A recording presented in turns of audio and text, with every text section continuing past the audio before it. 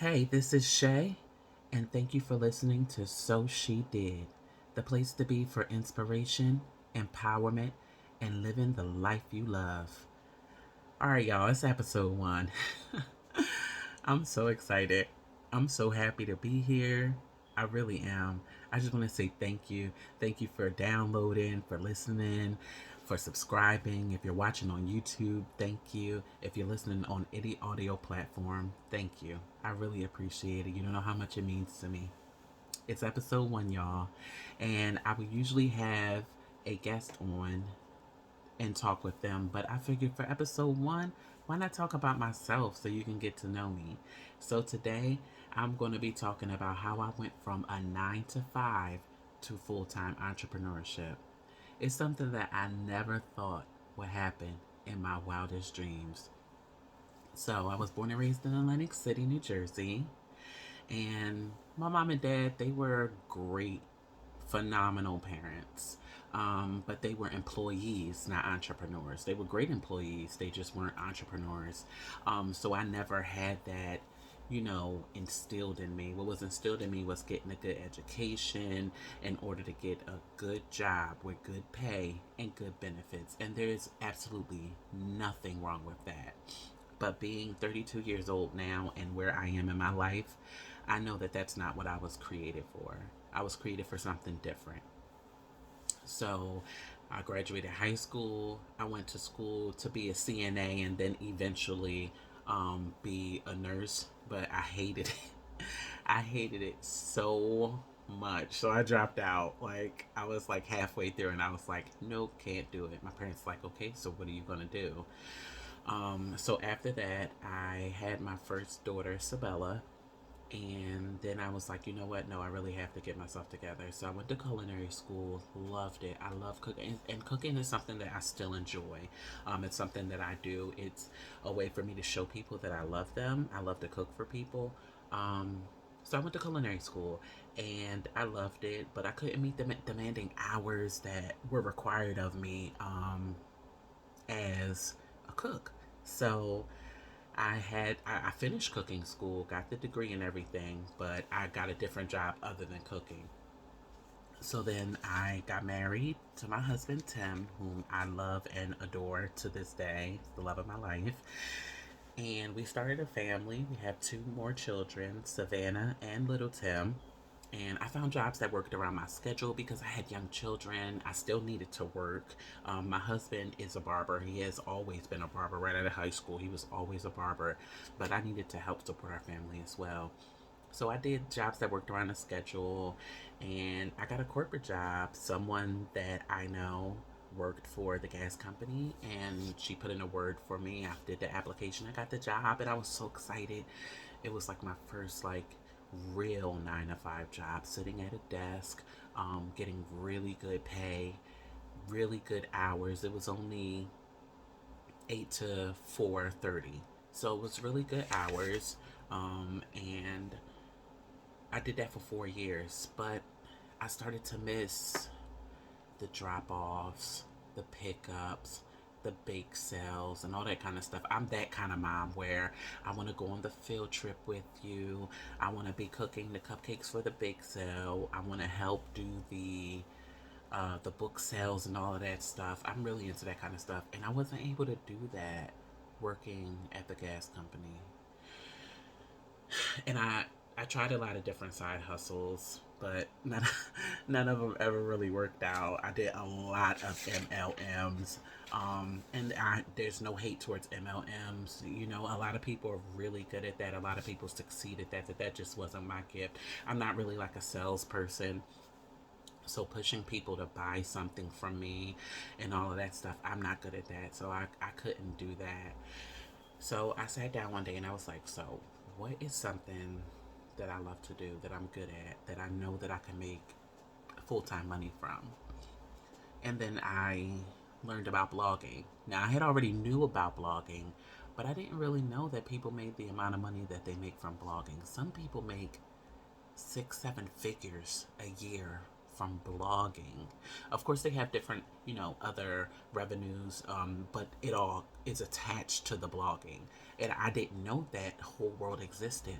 I'm the type of person where if I want to find out information, I'm going to find out information. So what do? I go on Google, and my friend Eveline, she calls it, no, I go on YouTube, and my friend Eveline, she calls it YouTube University.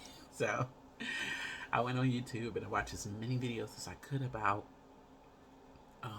blogging, and I was like, I could definitely do this. So I started a blog, and it was called Sugar and Spice, and it was all about, just life and the different flavors of life.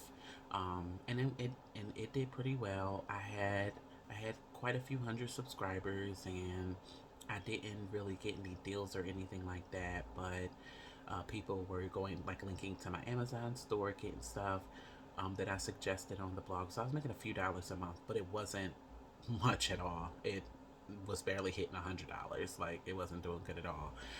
So then, and oh, so at the time, I was looking for a prayer journal, because I was writing a notebook, and I was like, well, let me get a real prayer journal. And I couldn't find any that I actually liked.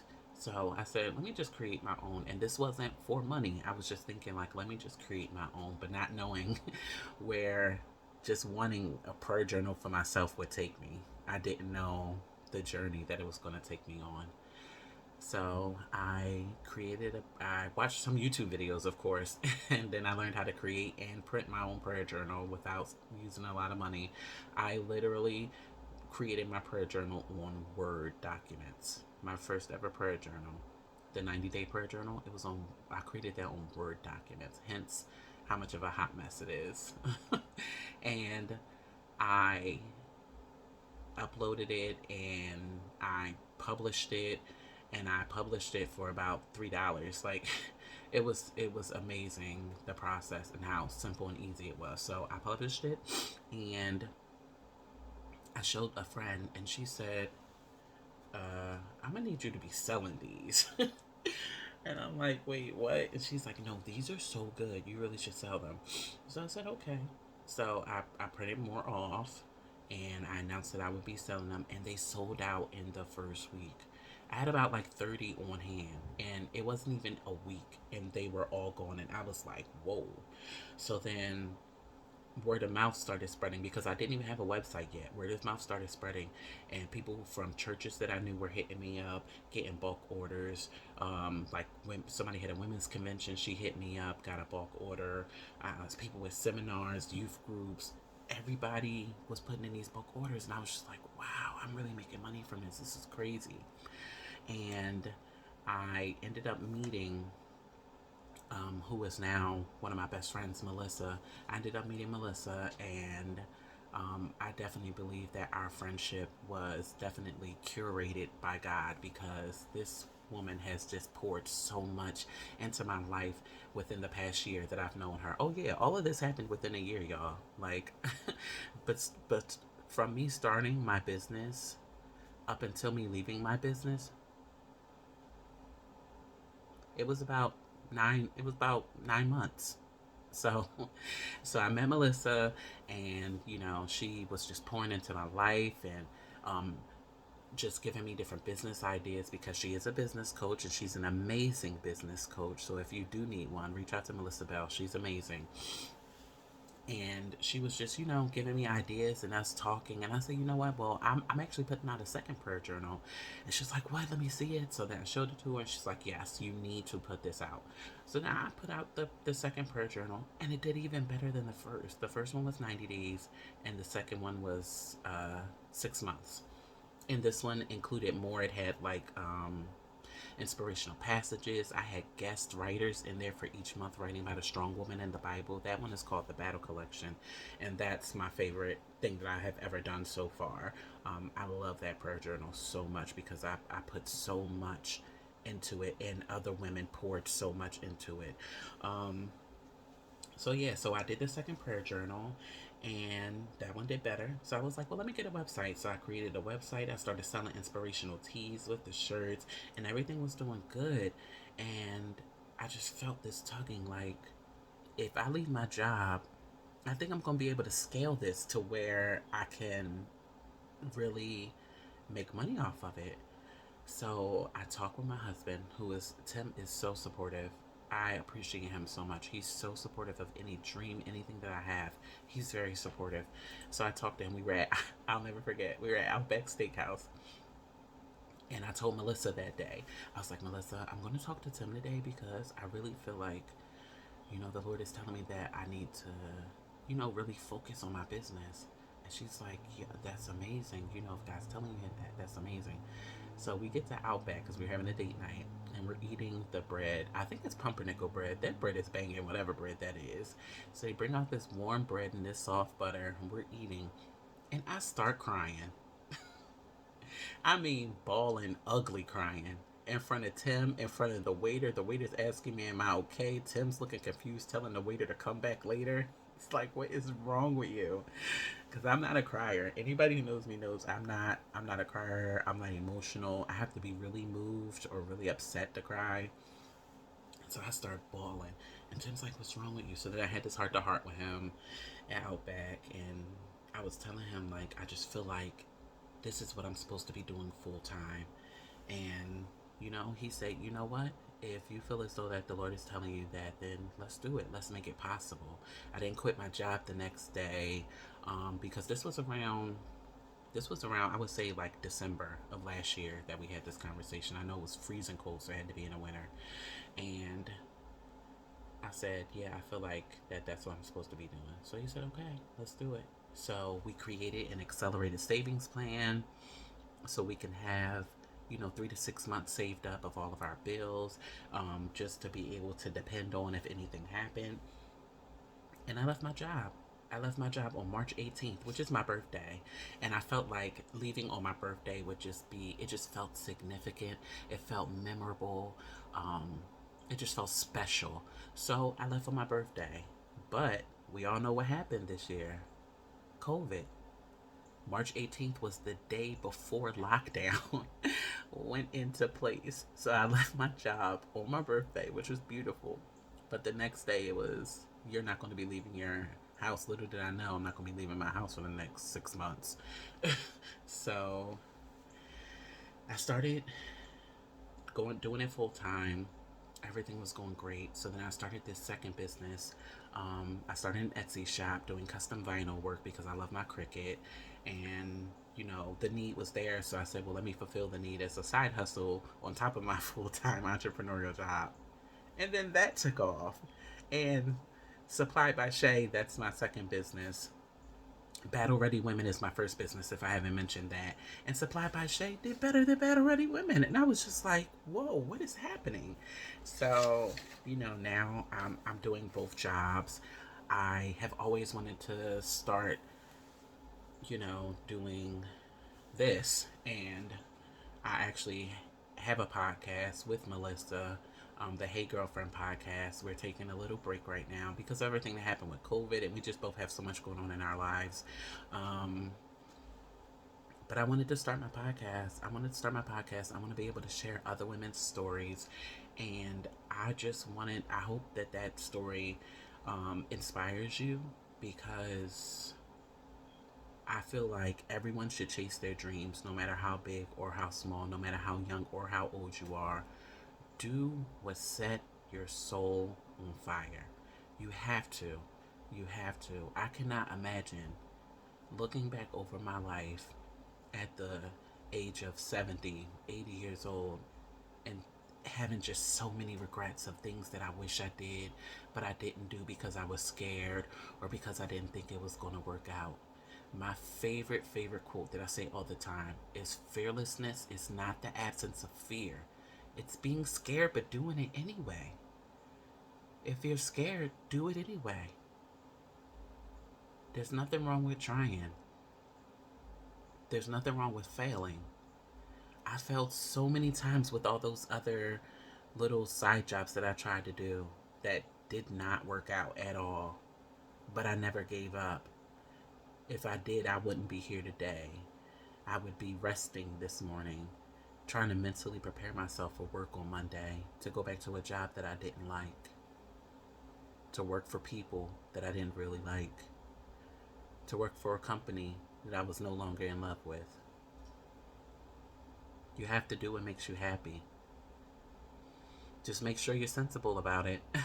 I didn't just leave my job overnight. Like I said, we created an accelerated savings plan, and thank God my husband and I both had well paying jobs enough to be able to put that plan into place to have one pay the bills and one just save all their money.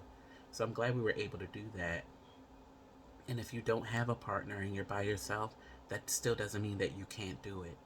Sometimes we have to make sacrifices and cut back on things that we don't want to cut back on. When we bought our house that we live in now, we had a lot of sacrifices that we had to make in order to be able to afford to move into this house. In order to get to the down payment, in order to pay for the inspections and all the stuff that needed to be done, all the new furniture that we needed, because we were going from a small little apartment to this big 3 bedroom, 2.5 bath with a sunroom and all these extra rooms included. We didn't have the furniture or anything for it, so we had to save for it. And that means we had to cut expenses. I didn't get my nails done. I got my hair done in the simplest braiding style to make sure that I wouldn't have to get my hair done all the time. I would do, like I said, I didn't get my nails done. I did my own nails. Tim started cutting his own hair. He's a barber, but he has a barber that cuts his hair, but he's quite capable of cutting his own hair. So he started cutting his own hair for the time being. There wasn't a lot of eating out. We were able to make sacrifices because that's how bad we wanted it. So how bad do you want it? How bad do you want to leave that job? How bad do you want to wake up and be able to go to yoga, to be able to go to the gym, to be able to go out and go sit at Starbucks and have a latte? Those are things that I get to do now. And I don't take any of that for granted because before that, I was on a time crunch. I had to go through Starbucks in the drive-through. I didn't have time to make coffee at home. I had a simple old coffee maker for the weekends. Now I have my Nespresso that I love and cherish. And I get to make myself lattes and hot and iced coffees every single day. I get to have slow Mondays and I don't feel so rushed. That's why I made Mondays my administrative days. I don't feel so rushed. I get to take my time, help the kids with their schoolwork. I'm living the life that I dreamed of living, y'all. I'm telling y'all. This is a life I dreamed of living, and I'm living it. And sometimes I'm like, pinch me, wake me up because I just can't believe it. But I'm living it. And yeah, I'm just so grateful. I'm so grateful to God for all He's done. So, next episode, we are going to be having a phenomenal guest, and you don't want to miss it. You don't want to miss it. We're also going to be having some sponsors for the show coming up. Um, yeah, if you are interested in being on the show, please email me at soshedidpodcast2020@gmail.com so we can go through the process of seeing if you're a good fit for the show. If you have a story of inspiration, a story of adversity, if you started a business or a nonprofit, you don't necessarily have to be an entrepreneur. If you've done anything and you were able to face that storm head on and you were scared but did it anyway, I would love to hear your story. Our listeners would love to hear your story. Don't forget that the podcast has new episodes every Monday and Thursday. They go live at 6 a.m. It's the great way to start your day with motivation. We are available on multiple platforms. All of that will be in the show notes. I hope you guys enjoyed this first episode. I enjoyed talking with you all. I really hope you got something out of it. And if you did, please make sure you share this episode with a friend who you think would love to hear my story. Thank you, and I'll talk to you guys later. Bye.